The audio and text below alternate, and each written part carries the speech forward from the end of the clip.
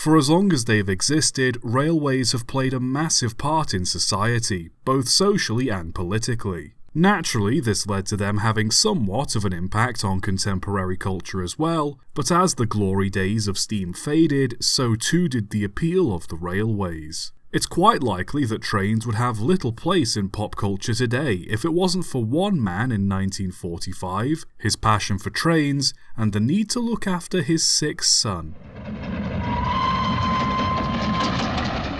Born on the 15th of June 1911, Wilbert Awdry was the son of Anglican vicar Awdry. As a railway enthusiast, built a small model railway for Wilbert and his siblings to play with as children, and in 1917 he and his family moved to Box in Wiltshire. Not far from their house was Box Tunnel, designed by Brunel for the Great Western Railway.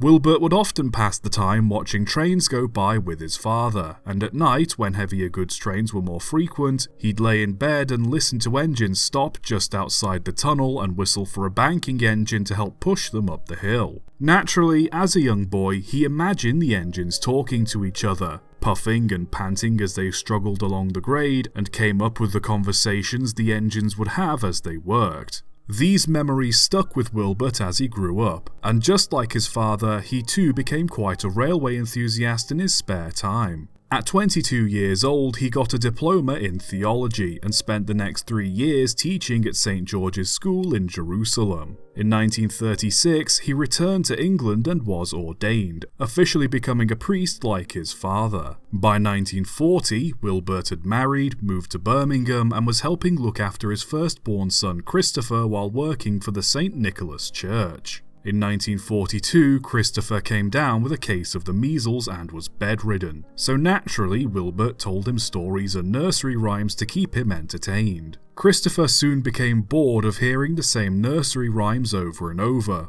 but one he seemed to enjoy the most was this. Down by the station, early in the morning, see the little engines all in a row. Along comes the driver, pulls the little lever, puff puff peep peep, off we go. Seemingly having the same infatuation with trains as his father, Wilbert drew some rough sketches of railway engines for Christopher and put faces on their smoke boxes. Upon seeing one of the engines with a sad face, Christopher asked what the engine was called and why he was sad. On the spot, Wilbert came up with the name Edward and told the story of how he was sad because he was old and that all the other engines in the shed were bigger and stronger than him. Other stories included how Edward would help a big engine up the hill, this engine being called Gordon, and another story about an engine that wouldn't come out of a tunnel because of the rain, which he named Henry. Even after he got better, Christopher wanted to hear the stories again and again, but Wilbert often misremembered the exact details and ended up writing the stories down as Christopher had a habit of correcting him when he retold the story wrong.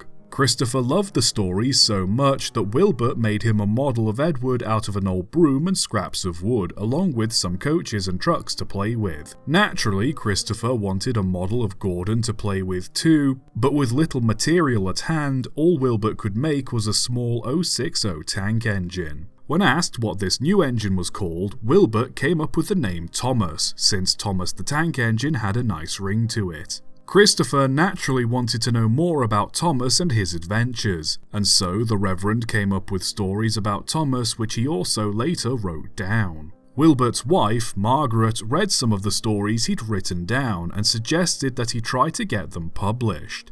Wilbert wasn't keen at first, but after his mother asked to read the stories, she got in contact with author Michael Barsley, who shopped around for a publisher on Wilbert's behalf. After many rejections, in 1943, publisher Edmund Ward agreed to buy the first 3 stories for £37 and 12 shillings, on the condition Awdry wrote a 4th story which gave Henry a happy ending.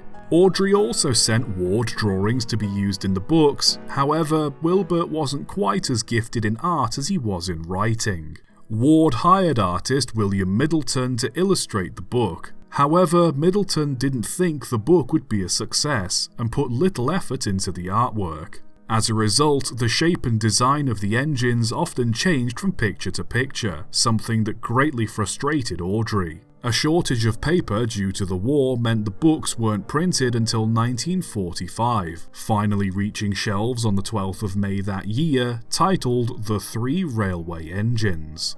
Ward had initially printed 22,500 copies of the book, not expecting much. However, much to his surprise, he quickly sold out and had to print an additional 33,000 copies over the next few months. With such sudden and unexpected popularity, Wilbert agreed to publish the rest of the stories he'd written, these being about Christopher's favourite little tank engine, Thomas.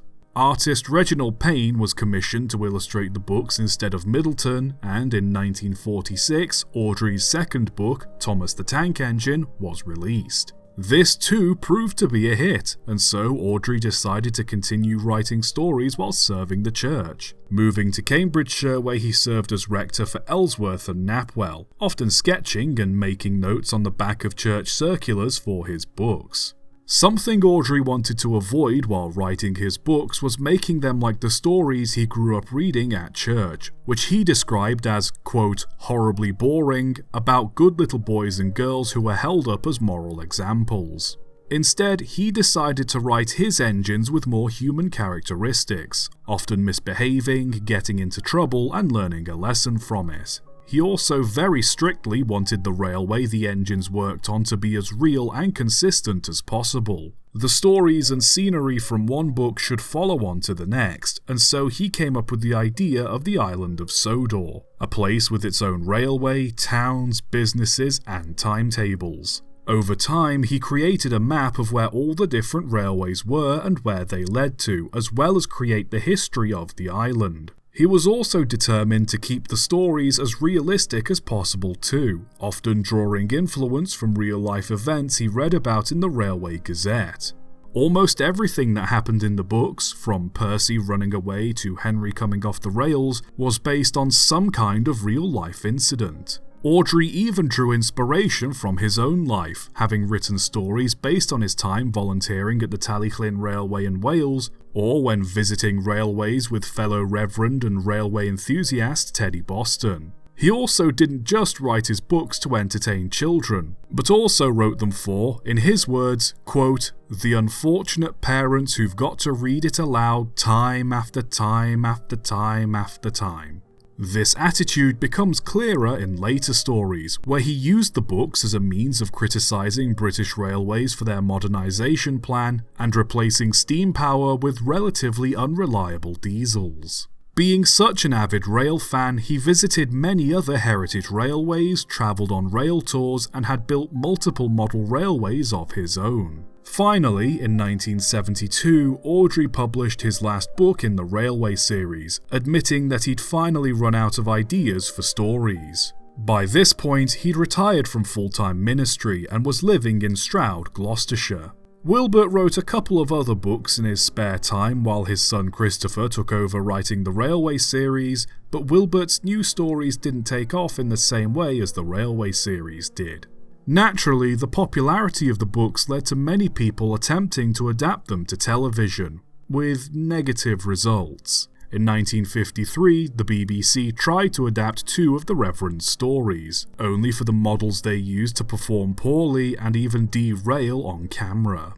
In 1973, Andrew Lloyd Webber wanted to obtain the rights to the Railway series so he could write a musical based on the stories, but wanted complete creative control over the production so he could guarantee funding from American investors. Wilbert, however, remained apprehensive, believing that, quote, once the Americans get a hold of it, the whole series would be vulgarized and ruined. ITV worked on an episode, but feared the show wouldn't sell abroad. Andrew Lloyd Webber, meanwhile, continued to work on a train-themed musical and ended up producing Starlight Express in 1984. Eventually, in 1979, producer Britt Allcroft came across the books and wanted to produce a TV series based on the stories. It took a lot of time and money to secure the rights, with Allcroft taking out a second mortgage on her home to help finance the series. But eventually, on the 9th of October 1984, Thomas the Tank Engine and Friends was aired. The show exploded in popularity, reaching audiences all over the world, and has remained popular for decades ever since, cementing its place in pop culture. Not only did the success of the books help keep railways in the limelight, but the show too has since helped get newer generations interested in railway preservation and heritage STEAM. Wilbert seemed to like Allcroft's adaptation, but was quick to criticise things that weren't accurate to railway operations. He spent the rest of his life continuing to visit railways, but by 1990 his health was failing him, and eventually Wilbert passed away in 1997 at 85 years old. Though the man is gone, the countless memories he created for adults and children all over the world with his stories continue on, still entertaining us to this day. I wanted to make this video as a tribute to Reverend Wilbert Awdry, as not only will it be the 80th anniversary of the Railway series by the time it's released, but also as a way of saying thank you. If it weren't for his stories, I likely wouldn't have such a keen interest in railways, and likely wouldn't be doing YouTube full time. I could end this video with some sappy talk about how much the series means to me, but instead, I think the letter Wilbert wrote to Christopher at the beginning of his second book is far more fitting. Dear Christopher, here is your friend Thomas, the tank engine. He wanted to come out of his station yard and see the world. These stories tell you how he did it. I hope you will like them, because you helped me make them.